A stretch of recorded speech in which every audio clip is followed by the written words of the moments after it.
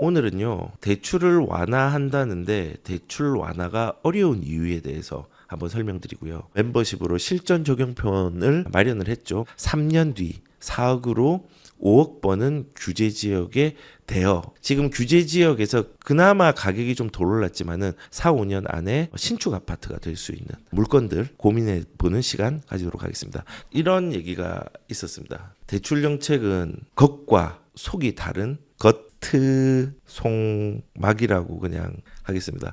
겉은 숨통을 트이는 대출인데 속은 숨을 막는 대출이 될 가능성들이 결론적으로는 저는 크다고 생각을 합니다. 일단은 트이는 정책, 대출을 트이게 해준다. 이게 무슨 말이냐면요. 이번에 김영범 정책실장이 이런 얘기를 꺼냈죠. 청년주택 주담대는 완화가 좀 필요하겠다. 왜냐하면 2026년 4월 기준으로 볼 때 대출을 이용해서 집을 사는 사람들이 30대는 대출의 비중이 41.2%더라. 40대는 26.6%고. 그러니까 30대, 특히 또 20대는 자금 사정이 여의치 않으니까는 대출을 활용해가지고 집을 살 길을 막아서는 안 되겠다라고 얘기를 했습니다. 그래서 이제 청년 주담대 완화 이런 부분들을 얘기를 했는데 여기 속뜻은 20, 30대에 지지층 이탈이 좀 있습니다. 짧게 정치적인 얘기는 이탈이 굉장히 심한 반토막이 났습니다. 그래서 요거를 달래야 되잖아요.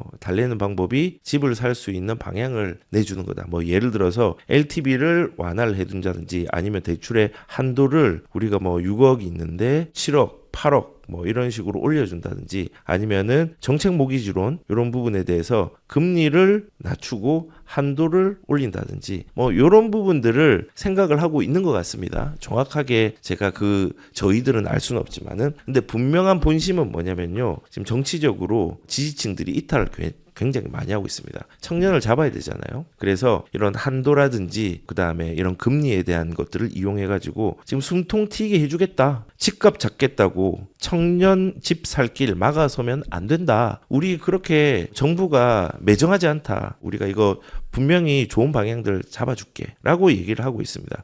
이게 겉으로 보이는 방향입니다. 근데 속으로 보이는 방향은요. 숨막히는 대출입니다. 왜냐하면 지금 6억을 대출을 받으려고 했는데 멘붕, 실수요자들이 주담대 반토막, 전은행권의 확산 우려인데요. 일단은 결론은요. 전은행권 확산 완료됐습니다. 신문에 그런 게 안 나와 있는데 확산 완료됐습니다. 1금융권. 이게 무슨 말이냐면요. 지금 우리가 그렇잖아요. 15억 이하는 최대 6억까지 대출을 받을 수 있고 그리고 15억에서 25억 이하는 4억까지 받을 수 있고 그리고 25억이 넘어가면은 2억까지 대출을 받을 수 있잖아요. 지금 이렇게 구조로 되어 있습니다. 6억, 4억, 2억, 15억은 6억, 15억에서 25억은 4억, 25억 이상은 2억. 이렇게 이제 되어 있습니다. 그런데 이렇게 한도가 있음에도 불구하고 은행에서 KB에서 먼저 스타트를 끊었죠. 야, 6억이 15억 미만짜리는 6억이 맞는데 우리 3억밖에 못 빌려줘. 이것밖에 안 돼.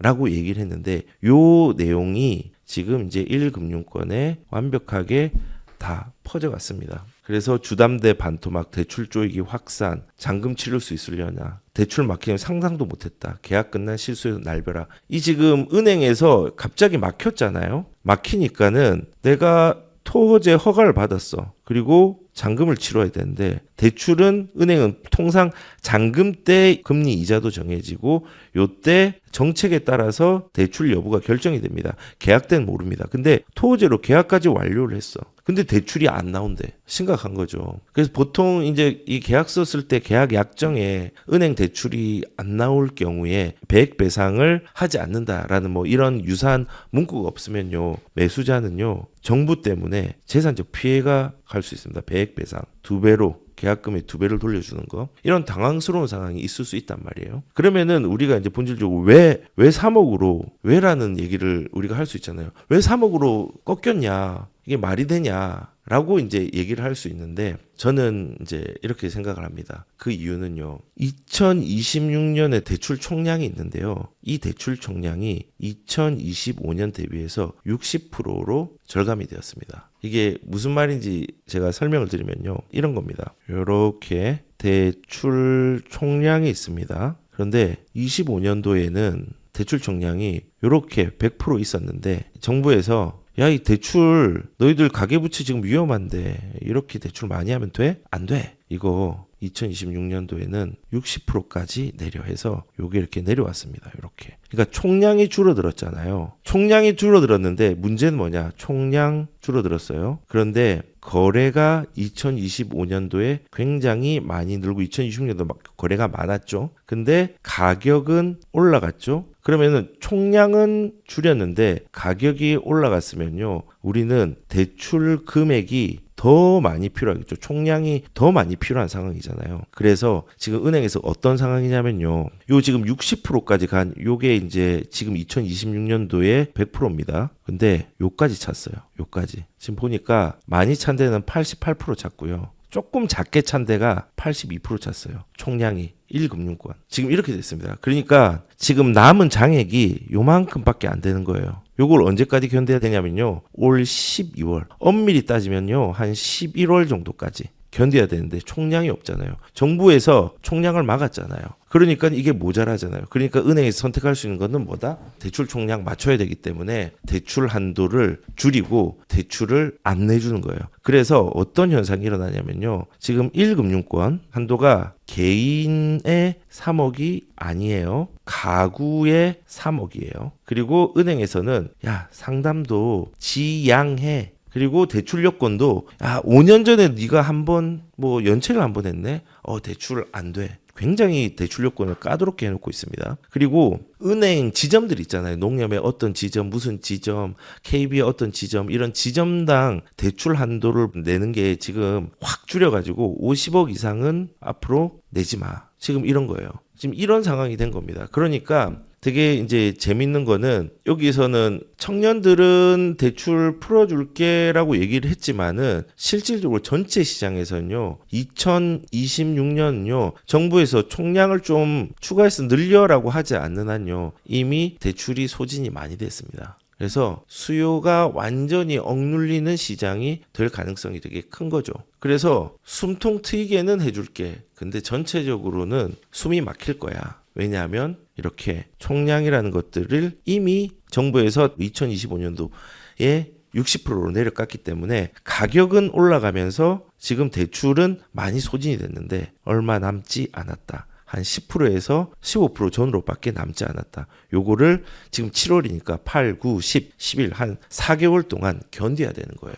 지금 이런 상황입니다. 그래서 대출을 옥죄고 있는 부분들 이거는 이미 정부에서 총량 규제를 했기 때문에 뭐 금감원에서 너 지금 대출 좀 많이 낮춰 대출 보내지 마 이런 얘기를 하지 않더라도 지금 이미 정부의 정책으로 인해서 총량이 다 차서 어쩔 수 없이 은행에서는 이렇게 대출을 축소를 하고 있는 상황입니다. 그래서 저는 이러한 부분들이 이렇다고 생각합니다. 이 대출을 억제하는 정책이요. 가계부채가 높다고 하지만요. 한 1년 전부터 제가 신문에 뭘 저번에 보여드렸냐면요. 가계부채 폭탄, 째깍째깍, 이제는 끝났다. 우리나라 이제 부채 때문에 망한다. 이런 게 1990년대부터 지금까지 늘 있었단 말입니다. 그 이유는 뭐냐면요. 규모 면에서 올라가거든요.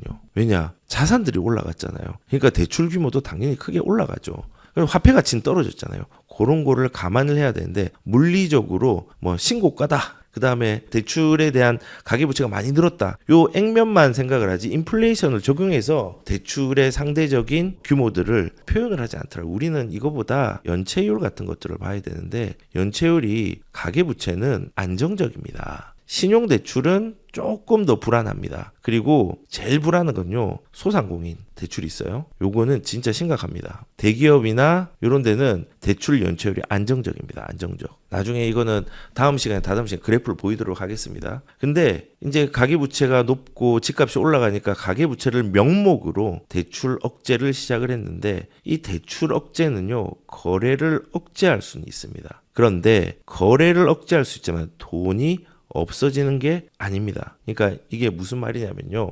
여기에 4사람 정도 그려볼까요? 여기에 4명의 사람이 있습니다. 그리고 집, 쇼를 하고 있습니다. 지금 집이 3개가 있습니다. 자, 그러면 요게 4명이고 집은 3채가 있는 거예요. 그러면요, 보통 우리는 좋은 정책을 쓰려고 하면은 집을 늘려야 됩니다. 그래서 공급을 늘려야 되는데 정부는 이거를 당장 할 수 없어요. 당장 못 합니다. 그러니까 요게 3개가 있네. 야, 너희들 요 3개니까 너 이만큼의 대상은 너는 좀 투기야. 너는 거래 금지. 요렇게 수요를 억제하는 정책을 쓰고 있습니다. 그러면은 요게 맞잖아요. 이렇게 매칭이 되잖아요. 근데 이 사람들은 대출을 이용 못하고 현금을 가지고 있다고 치면은 이 활용할 수 있는 상황이 안 되어서 막혀 있는 거지. 만약에 상황이 되었다면요, 이쪽으로 어떻게든 돈을 주고 가겠죠. 근데 지금 공급이 부족합니다. 4명인데 3명이에요.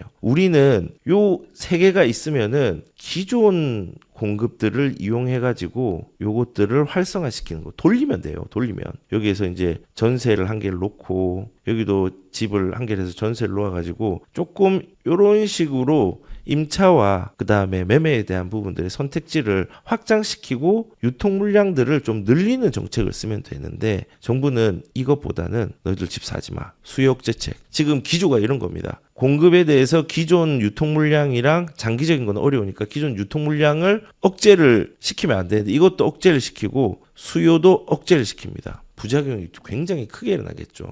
수요를 늘려서 강제로 집을 못 사게 하는 방법과 공급을 늘려서 선택지를 많이 하는 방법이 있습니다. 물론 지금 공급이 많이 안 드러나죠. 하지만은 유통 물량을 이용해 가지고 선택지를 조금은 보조적으로 해줄 수 있는 방법이 있는데 정부는 이거를 하지 않고 있습니다. 그런데 중요한 거는 뭐냐면요, 지금 이렇게 수요를 눌렸다고 하더라도 거래가 억제된 것이 시중에 돌고 있는 돈이 사라진 게 아닙니다. 이 돈은 언제든지 터져 나옵니다. 이거는 지역으로는 풍선 효과로 나오고, 그리고 규제가 이제 뭐 완화가 되면은 부작용으로 가격 급등으로 나올 가능성도 있습니다. 그래서 지금 정부는 대출로 거래를 억제하지만요, 돈이 없어진 게 아니라 시중에 돈은 계속 돌고 있습니다. 그리고 쌓여 있습니다. 거래를 억제시킨 겁니다. 결국은 나중에 요거에 대한 유통거래 세금으로 막았죠. 대출로 막았죠. 그리고 수요도 막은 이 결과는요, 지금 이 시장에도 가격 급등이고요, 완화해도 부작용이 좀 나올 겁니다. 워낙 돈들이 안 돌았기 때문에.